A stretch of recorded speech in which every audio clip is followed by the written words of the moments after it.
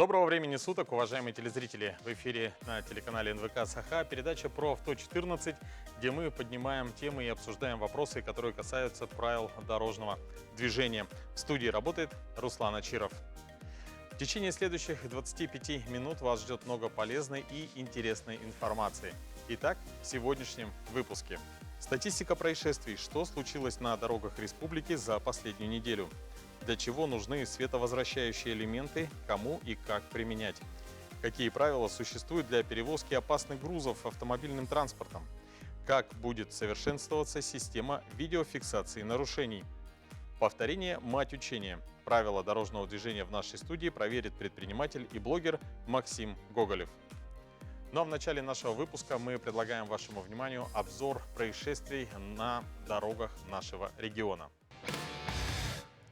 На автомобильных дорогах в период с 17 по 14 августа зарегистрировано 22 дорожно-транспортных происшествия, где погибли 2 человека, травмировано 25, в том числе пострадало 7 несовершеннолетних.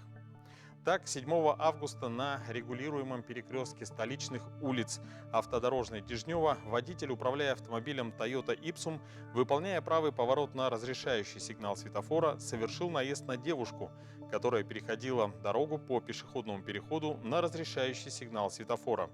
В результате происшествия медики диагностировали у девушки компрессионный перелом позвоночника. Водитель автомобиля имеет стаж вождения 29 лет. В момент аварии он был трезв. 8 августа в дежурную группу госавтоинспекции поступило телефонное сообщение от врача детского приемного отделения о том, что произошел наезд на несовершеннолетнего ребенка. В ходе проверки сообщения установлено, что на улице Курашова водитель, управляя автомобилем Nissan Tiana, совершил наезд на неожиданно выбежавшего на проезжую часть 4-летнего ребенка. В результате происшествия ребенка госпитализировали в медучреждение с закрытым переломом обеих костей правой голени. В Нюрбинском районе в результате дорожно-транспортного происшествия пострадало 2 человека. Один из них несовершеннолетний. В ходе проверки установлено, что 8 августа несовершеннолетний водитель, управляя мотоциклом без государственных регистрационных знаков, не выдержав безопасную дистанцию, совершил столкновение с другим стоящим мотоциклом. В результате ДТП с тяжелыми травмами головы госпитализированы в медучреждение 2 человека. Несовершеннолетний мотоциклист и его пассажир. 9 августа женщина-водитель, управляя автомобилем марки Toyota Allion, двигаясь из села Беке в сторону села Мая, не справившись с управлением, выехала на встречную полосу движения и совершила столкновение с автомашиной марки Toyota Corona Fielder. В результате столкновения 2 иномарок автоледи и 3 ее детей были госпитализированы в Мегино-Кангаласскую больницу. У детей медики диагностировали переломы, черепно-мозговые травмы, у женщины ушиб грудной клетки. В момент происшествия дети находились на заднем пассажирском сидении и не были пристегнуты ремнями безопасности. Уважаемые водители, соблюдайте правила дорожного движения и будьте предельно аккуратны на дорогах. А мы продолжаем. Поговорим о крупногабаритных и опасных грузах. Факт того, что опасные грузы несут в себе угрозу, еще не означает, что она обязательно осуществится. Только совпадение определенных факторов при транспортировке, погрузке, разгрузке опасных веществ может привести к пожару, взрыву, гибели, радиоактивному или инфекционному заражению, экологическому загрязнению или токсическому поражению. Для того, чтобы минимизировать риски и исключить совпадение факторов, которые повлекут фатальные последствия, были разработаны строгие правила перевозки опасных грузов. Подробности в нашем следующем сюжете. Опасный груз – это вещества и предметы, которые могут нанести вред здоровью и жизни людей, окружающей среде и материальным ценностям в случае аварии при транспортировке. Список опасных веществ насчитывает более 3000 наименований. Их перечень прописан в главе 3.2 ДОПОК. В России действует государственный стандарт, который разделяет опасные грузы на классы по уровню опасности. Среди них выделяют следующие классы: взрывчатые материалы, газы, легко воспламеняющие жидкости, радиоактивные материалы, едкие и коррозийные вещества. Каждому классу присвоены также подкласс, категория и степень опасности. Водитель транспортного средства, осуществляющий перевозку опасного груза, должен при себе иметь водительское удостоверение соответствующей категории, регистрационные документы на транспортное средство, полис обязательного страхования автогражданской ответственности ОСАГО с указанием для перевозки опасного груза, диагностическая карта, А также свидетельство о допуске транспортного средства к перевозке опасных грузов, путевой лист с маркировкой груза, товарно-транспортная накладная и аварийная карточка. нарушение правил перевозки опасных грузов, за исключением случая, предусмотренного частью 1 настоящей статьи, влечет наложение административного штрафа на водителя в размере от 1000 до 1500 рублей, на должностных лиц, ответственных за перевозку, от 5 до 10 тысяч рублей, на юридических лиц от 150 до 250 тысяч рублей. Чтобы управлять автомобилем с опасным грузом, водитель должен пройти курс обучения в специализированном учебном центре и получить свидетельство ДОПОК международного образца. Свидетельство содержит информацию о том, какой именно класс опасности может перевозить водитель. Это зависит от того, какой обучающий курс он прошел. Обучение на перевозку опасных веществ может пройти водитель с непрерывным стажем вождения соответствующей категории не менее 3 лет. И без свидетельства ДОПОК управление автомобилем для перевозки опасных веществ запрещено. Сегодня камеры фиксируют не только превышение скорости Сегодня камеры фиксируют не только превышение скорости, но и проезд на запрещающий сигнал светофора, выезд на полосу для движения общественного транспорта и другие нарушения. В настоящий момент в стране работают более 25 тысяч камер фото-видеофиксации передвижных и стационарных. В первую очередь они устанавливаются в аварийно опасных местах, так называемых местах концентрации дорожно-транспортных происшествий. Что они еще выявляют и где появятся в перспективе? Об этом нам расскажет Иван Лукин, начальник отдела сопровождения комплексов фото-видеофиксации административных правонарушений Управления автомобильных дорог. Иван Анатольевич, здравствуйте. Здравствуйте. Сколько камер передвижных и стационарных на сегодняшний день работает в республике? Так, у нас в настоящее время функционирует 157 камер фото-видеофиксации. Из них получается 77 в городе Якутске установлены, на федеральных автомобильных дорогах 38 и на региональных автомобильных дорогах 41. Ну, у нас есть в республике 151 стационарных комплексов и 6 мобильных комплексов. Ну, как вы знаете, да, мы в прошлом году для инспекторов ДПС приобрели новые комплексы автоураганы, да, которые именно на патрульной автомашине. Они сейчас фиксируют скоростной режим движения, парковку, встречное движение. Вот виды нарушения именно на федеральных автомобильных дорогах и на региональных, где есть скоростной режим. Если говорить о стационарных камерах, то где они установлены в нашем городе?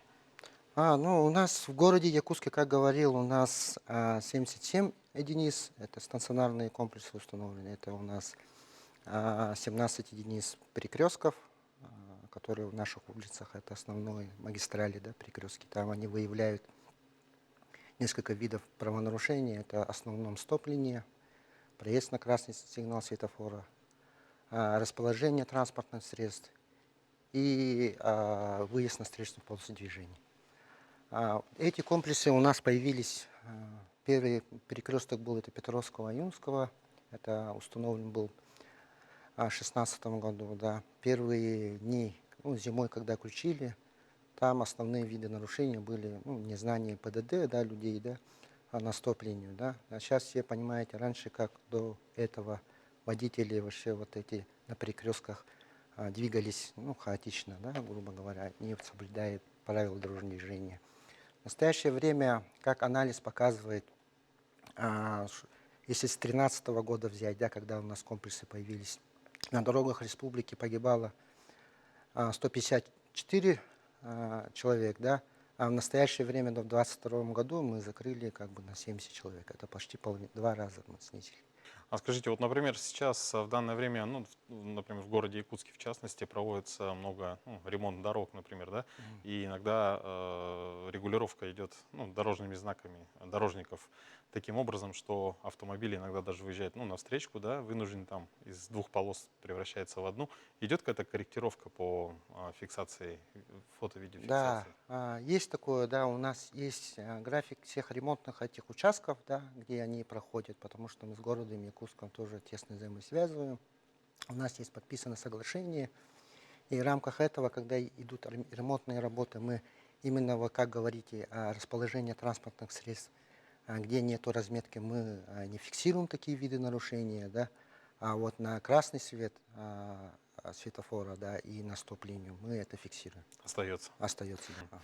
С 1 сентября 2024 года вступят в силу новые правила видеофиксации нарушений правил дорожного движения. Что изменится и по каким правилам будут устанавливать видеокамеры на дороге? Да, действительно, до этого федерального закона такового для камер фото-видеофиксации не было. Наконец-то этот федеральный закон подписан, и там четко будет регламентировано, как они, где, в каких местах она будет установлена. Да. Например, вот перекресток, да, вот грубо у нас вот 17 перекрестков в городе Якутске есть. А если там 4 дорожно-транспортных происшествия, материальным ущербом, это где не пострадали люди, уже можно устанавливать такие камеры. Вот там уже четко это указано, как бы это уже как бы не противоречит. Потому что у нас, сами знаете, в перекрестках города Якутска очень много дорожно-транспортных происшествий, основном, да, и основном у нас идет в городе наезды на пешеходов идет. По всей республике, если смотреть, 57% у нас дорожно-транспортных происшествий, именно пострадавшие, именно в городе Якутске происходит. Поэтому основная цель, это где наша интенсивная, самая большая техника, где у нас в дорогах ездит, мы поэтому здесь упор делаем именно в городе Якутске. Ага. И на федеральных трассах, где скоростной режим, и есть такой. И еще будет изменение, вот касающееся, что мы обязательно должны их в сайте МВД должны мы указывать точное местоположение камер фото-видеофиксации. Это будет четко указано именно в этом законе. Ну, большое спасибо вам за то, что вы посетили наш эфир, и желаем успехов в работе. Спасибо большое. Поговорили о водителях, а теперь я хочу обратиться к пешеходам, ведь они самая незащищенная категория участников дорожного движения. По статистике, наезд на пешехода – это один из распространенных видов дорожно-транспортных происшествий, и основная доля наездов на них приходится в темное время суток.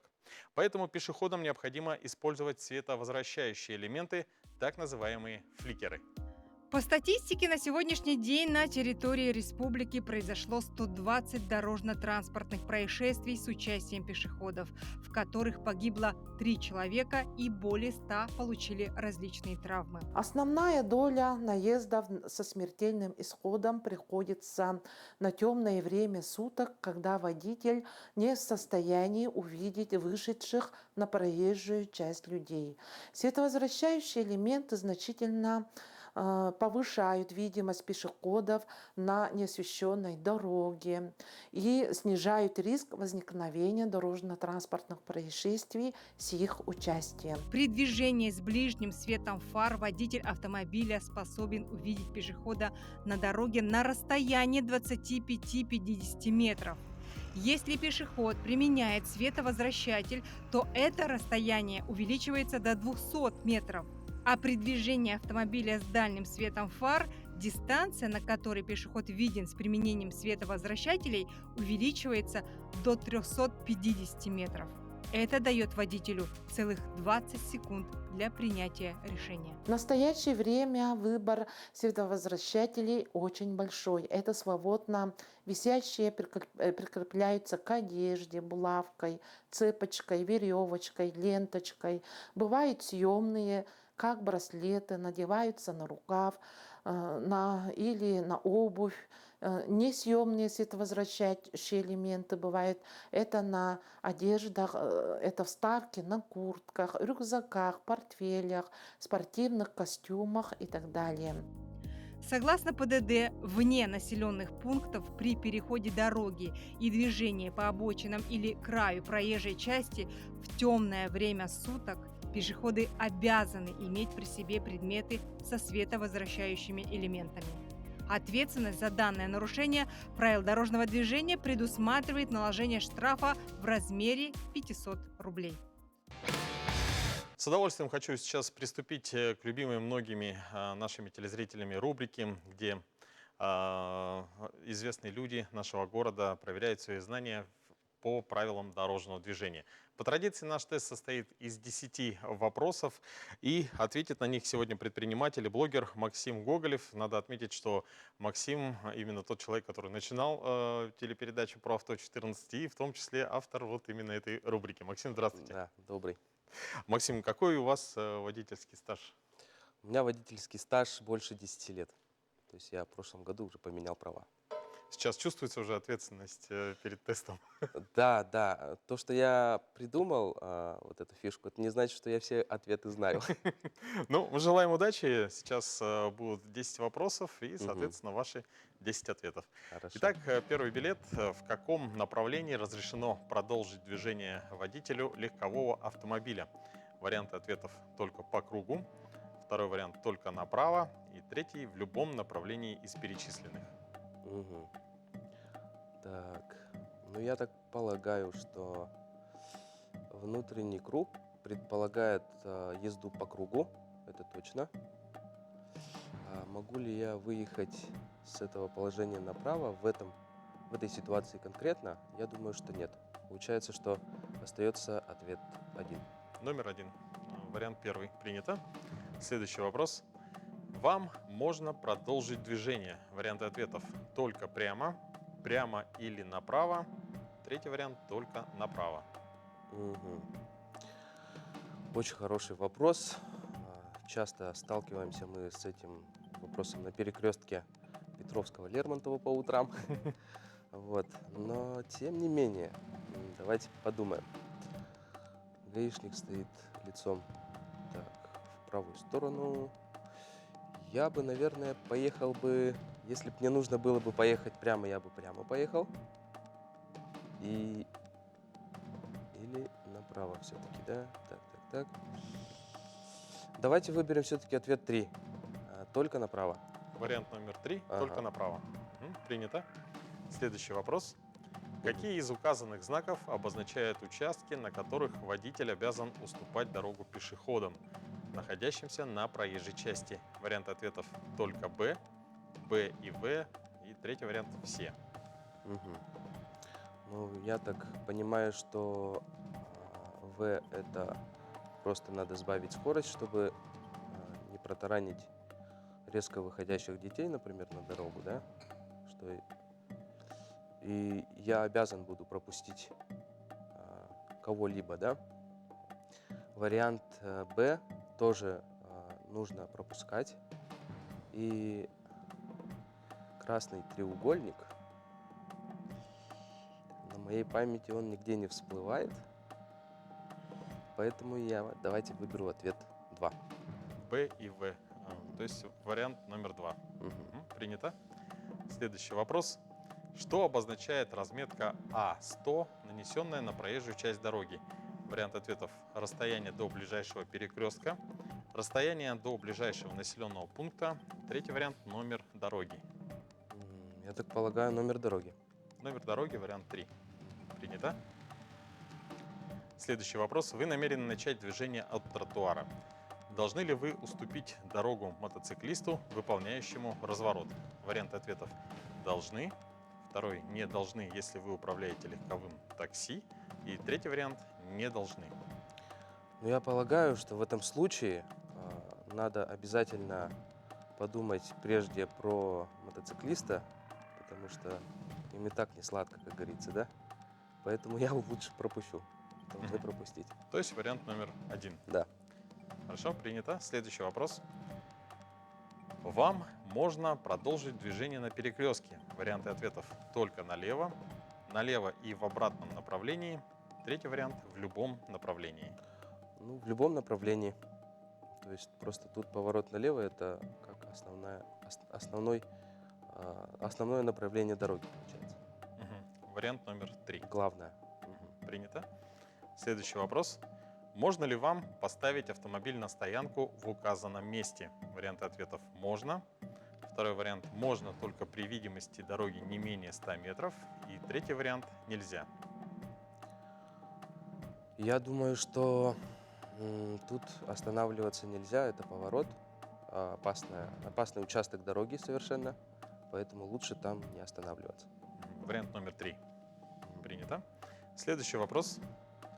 На каком расстоянии до неровного участка дороги устанавливается этот знак вне населенного пункта?